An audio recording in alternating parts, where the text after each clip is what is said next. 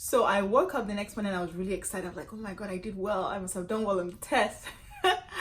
Psych.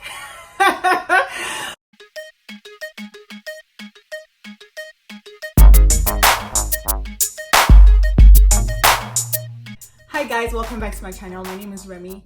Thanks for tuning in. On my channel, I discuss on faith, lifestyle, and development. So if you're interested in any of those things, please subscribe to my YouTube channel. It's free to subscribe. Just click on the red button that says subscribe and that's it. It's quick, it's free, it's simple. So for this video, I would advise that you get your popcorn and your drinks and get really comfortable because it's about to be lit, okay? So for this video, I'm really excited because I'm sharing a story of how I got accepted into law school. And if you're interested in knowing that, definitely keep watching. So, just to give some background about myself, I grew up in Nigeria. I was born here in Boston, but I grew up in Nigeria. I went to primary school in Nigeria and I went to secondary school in Nigeria. So growing up, right, I've always wanted to be a lawyer. When I was much younger, obviously I didn't really know the details of what lawyers do, but I knew I wanted to be a lawyer. And if you'd ask me, that's what I would say. And in my family, when I was growing up, even up until now, I have a lot of lawyers in my family. I have a lot of lawyers in my family, but that was not the reason why I wanted to be a lawyer. And I know that for a lot of African cultures, parents give their kids pressure on, what to study in school. Like, you must be a doctor, or you must be a lawyer, or like an accountant or something like that, or an engineer. But for me, it wasn't like that. My parents did not influence my decision to want to go to law school. This was all me. God put the desire in my heart. But no, really, this was all me. So I didn't, it wasn't influenced by my family or my parents or anything like that. So I just had a desire to want to be a lawyer. And growing up, in school, I loved English. I like to read. I like to write. And, even though it's cliche that people say, if you like to talk, you must be the lawyer and all things like that. But I just like to do those things naturally. And I just figured, I have skills that can help me to become a lawyer. And I just like the profession. We also had a family lawyer back home in Nigeria. I was just very connected to a lot of lawyers somehow in my family. And it just exposed me to the legal profession, kind of, because I was still young, so I didn't really know much anyway. But I just knew, I wanted to be one. So I went to primary school in Nigeria, Vineyard. Shout out to my friends that are watching me from Vineyard. I have like a couple friends that I'm still in contact with, one of my best friends. But yeah, I went to primary school in Nigeria, and then I went to secondary school, and in secondary school I was in the arts department. So if you went to secondary school in Nigeria, you're either in the science department, the commercial department, or the arts department, I believe. I don't know if it's changed now, but back then I was in the arts department. So it was, all like government, literature, and things like that. So I knew from the get-go that when I get into university, college, as they call it in America, when I get to university, I would just, study political science so that I can go into law school. So for me, my career choice was very easy for me because I already knew what I wanted. It was just a matter of, all right, how do I get to where I need to be able to achieve my goal, right? So I knew what I wanted from the get-go. It was very easy for me, So I was just very direct in that instance. So when I finished secondary school, I knew that I was going to come back to America. I was going to come to America for my college, university education. So when I graduated high school in Nigeria, I moved to America. And when I moved to America, I was young then. I was 15 when I moved to America. And, my dad at the time, he didn't want me to go to like a full 4-year college in America because I was younger, I guess, than the average American college freshman student, right? So he just wanted me to just go to a community college and, commute from home and things like that. So, and, that was perfectly fine with me because I already went to boarding school in Nigeria. When I moved to America, I was like, you know what? I want to stay home, okay? I want to commute to school. So I'll drive to school or take the bus, whatever, and then come back home. So I wasn't even interested in the whole off to college thing that's very popular in America. I know a lot of kids get excited to leave the house. I wanted to stay at home because I've already done that in high school. It wasn't anything big for me anymore. So I was really excited to just be at home and, you know, go to school and come back home and things like that. So I went to a 2-year college, and after 2 years, I graduated and transferred to a 4-year college. So in the 2-year college, I believe I was just taking basic classes. You know, I didn't really declare any major. I was just taking like, you know, first year college type of classes.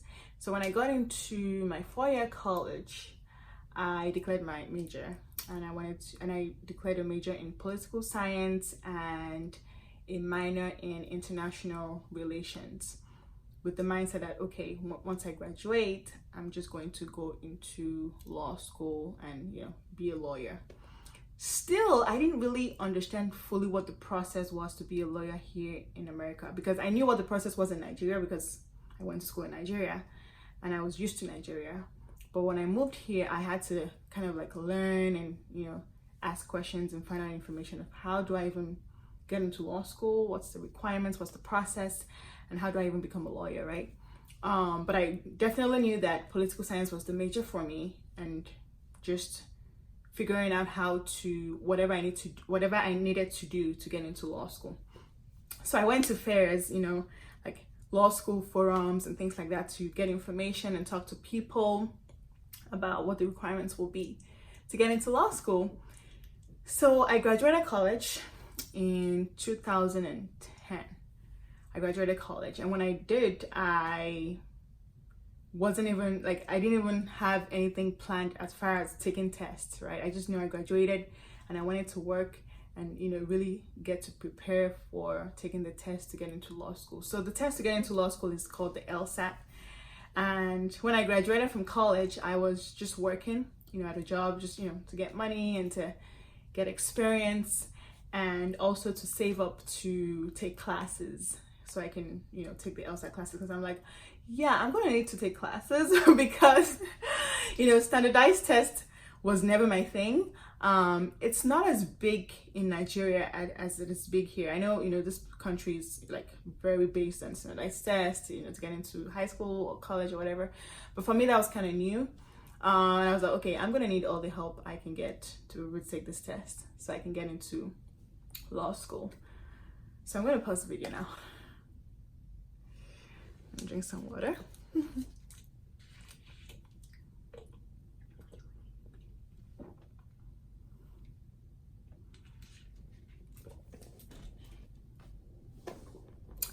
So, where was I? Okay, so, and then I was working. When I finished school in 2010, I was working for a couple of years to take the LSAT. So what I did was, when I was working, I told my boss, I said, I need to go to downtown and I need to take classes to get into law school. So I need to kind of move my shift. So I think then I was doing like a 9 to 5 or 8 to 4. But I told him that I wanted to do 7 to 3:30 or something like that. And he said, yeah, sure, why not? So what I did was I would, you know, go to work, pack my books and everything with me to work, and then I'll leave work at 3:30 or so, and then drive to downtown for my job. It was about an hour drive around rush hour time. So by the time I get to class in downtown Boston, I'll be exhausted. A lot of times I'll be tempted to even take a nap in my car, because you can park in the garage in downtown. So I found a garage spot to park my car in, and I'll be so tired, literally, guys. Like, I don't even know, like, I'll be so tired. I'm just like, oh my God, I'm so tired, but I have to take this class. So, you know, I'll drag myself, go to class, you know, try to get whatever I can get, and, you know, just, you know, keep pushing on, right? Just keep pushing on. So, fast forward to when I was going to get my results, right? And I was so anxious. The day before I got my results, I remember I had a dream. And in that dream, I believe the person I saw was Jesus, okay? That's what I believe. So, and in that dream, everyone was going to check their results on a board or something. and I was rushing to go check my results, and someone stopped me, and that's the person I believe was Jesus Christ. And someone stopped me and it was like, you did well. And I'm like, okay, but I'm trying to go see my results though. Like, what does that mean? Like, I did well, what's the score? Like, what was my score? What did I get? Did I do well? Did I not do well? But he didn't let me go see my score. He just said, you did well. And I'm like, okay. So I woke up the next morning and I was really excited. I'm like, oh my God, I did well. I must have done well on the test. Psych. So the time, came for me to check my results, and I was at work and I was so anxious. And I remember I went during lunch break, I got an email that the results were posted. So during lunch break, I went to my car to check my results. Ladies and gentlemen, I failed. Well, so there's no pass or fail on the LSAT, right? It's just scores. And let's just say my score was not good. I saw the score. I was like, oh my God, I was crushed in the car. I remember, I would never forget. I was just sitting there in my car like, what now? What to do with my life now? Where do we go from here? I was so disappointed. I was so sad. I put in a lot of work. I sacrificed money to take this class. I sacrificed a lot of time and effort. I studied hard. I prayed hard. Yeah, but my score was still not good. So I was just very disappointed. I'm like, oh my God, what am I going to do now? So, but I'm so thankful for loved ones. I'm thankful for family who encouraged me, and they were like, yeah, so what are you gonna do now? Well, I was like, okay, that means I just have to defer my application. So I'm not gonna apply to. I said to myself then, I said, I'm not gonna apply to law school now. I'm just going to wait until the next year. So I was gonna take the test again and then apply after I take the test the second time. So I took the test the second time, right? And I did better, but it was not that great compared to the first time, but I did better. So I'm like, you know what? I'm done with this test. I'm just gonna take the faith. I'm gonna work on my personal statements. Shout out to my cousin, Winnie. She helped me, and we kind of drafted my personal statement together, and, she really helped me to do that. And I was like, you know what? I'm going to draft a strong personal statement. I'm going to apply. I'm going to use my score. And I'm going to trust God to do the rest. I'm literally going to put it in the hands of God. Like, God, Loa, it's in your hands now. Take control. Do what you do. You know what I mean? So I just took the faith. I'm like, you know what? I'm done taking tests. I already took it the second time. I did better. And I'm thankful. And I'm just going to apply with what I have. Right? So it's not necessarily great, but I'm going to apply. I don't have time to waste again. I want to get into law school. And now, because at that time, I think I was pushing like 2.5 years or so out of college. And I really wanted to get into law school. So I figured, you know what? I don't have time to waste. Let me just start right now to apply and do what I need to do. So I applied. I was applying to schools. I got, a couple rejection letters. And then I got a couple acceptance letters, but they were out of state. So if I didn't have a choice, I would have gone because, obviously I wanted to get into school. But, I like to be in Boston. I like, I have a lot of family in Boston. I love to be around my family, love my family. So I wanted to just be around home, and, I was just like, yeah. But if I didn't have a choice, obviously I would have gone, right? So the last school that I went to, that I applied to was Suffolk, right? And for no reason, it wasn't, intentional. It was just, I just didn't apply to it. And then at some point when I was applying, I was like, wait, why haven't I applied to this school? So I applied to Suffolk, at the last minute, right? Last minute. So I was like, okay, I already applied. Let me go do a tour of the school. So I sent an email, saying I'm an aspiring student and I want to tour the school. I applied, and, I just want to tour the school. So they, they gave me an opportunity to come in. And guys, the moment I walked into Suffolk Law, the moment I stepped into Suffolk Law, I knew that I wanted to come to Suffolk Law. Like, I fell in love with Suffolk Law. Like, it was love at first step. Like, literally, when I walked into the school, I'm like, oh my gosh, I love this place. I love the atmosphere. I love the people. The person I spoke to, she was amazing. The tour was amazing. I sat in one of the classes, loved it. And I'm like, I want to come to the school. I'm like, God, this application, Lord, take control, you know. So I was like praying. So when I even left that school that day, when I left Suffolk Law after my tour, I was even now praying more like, God help me, Father God, intervene, Jesus Christ. No, literally, I was like really, really praying hard, like, okay, God, I really like this school. You know, I really like this school. Please, God, let it happen.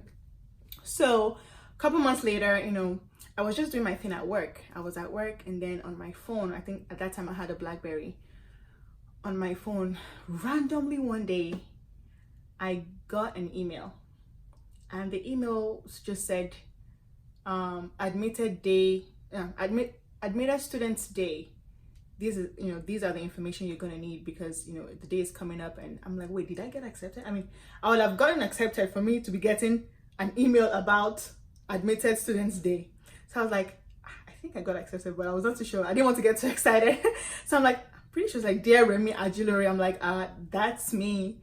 I'm like, okay. So I was like, okay, let me chill. And then I got home that day and I saw the admission letter. Oh my God. March 6th, I'll never forget. March 6th, 2013. I got my acceptance letter into law school, guys. That day was the beginning of greatness. That day changed my life, ladies and gentlemen. That day changed my life. Like, I was going to law school and becoming a lawyer, you know, was the biggest dream of my life at that time, right? I feel like, you know, I want to do a lot of things in this life, but that dream, that career goal was like at the top of my list, right? And for me to get accepted into law school, like, dude, my life changed, man. So, you know, I was so excited. I told my family members, everyone was like, congratulations and things like that. And then I was just like, okay, wow, this is happening. This is this is really happening, you know? So I was really thankful, really excited, and then I was looking forward to starting school. So, you know, I just sorted things out, like my, you know, financial aid and talking to people and getting ready and, you know, preparing to get into school. But I was really excited, and I started the fall of 2013, and it was amazing. You know, my admission into law school opened the door of opportunities for me. It launched me into greatness. Seriously, I'm not even kidding. Like, I got into law school, I was exposed to all this greatness, great people, great connections. I had great internships when I was in law school. It was just amazing. I loved the classes. Obviously, I gained amazing knowledge and skills. Yeah, it was amazing. I can probably do another video about my experience in law school, like my 3 years that I spent in law school. But yeah, I just wanted to share that. So I just was like, wow, it really happened. And it just shows that if you put in effort into something, if you're determined to do something, it's gonna happen. Just do the work and leave the rest to God. It's going to happen. And also, I wanted to highlight, because I know I kind of mentioned it, but I wanted to highlight that the people you have around you matter a lot. The people you have around you matter a lot. If they're going to encourage you, I've said it so many times in my past videos, you need people to encourage you. You need people to push you on. And I'm so thankful that I had people that pushed me on and encouraged me. You know, I have my family members, my parents, my church family, my friends, my loved ones, and everybody. Like, I don't think I definitely would not have been able to get into law school or get through the test and, you know, get through the applications and some of the rejections that I got if I didn't have amazing people around me. So I'm really thankful for that.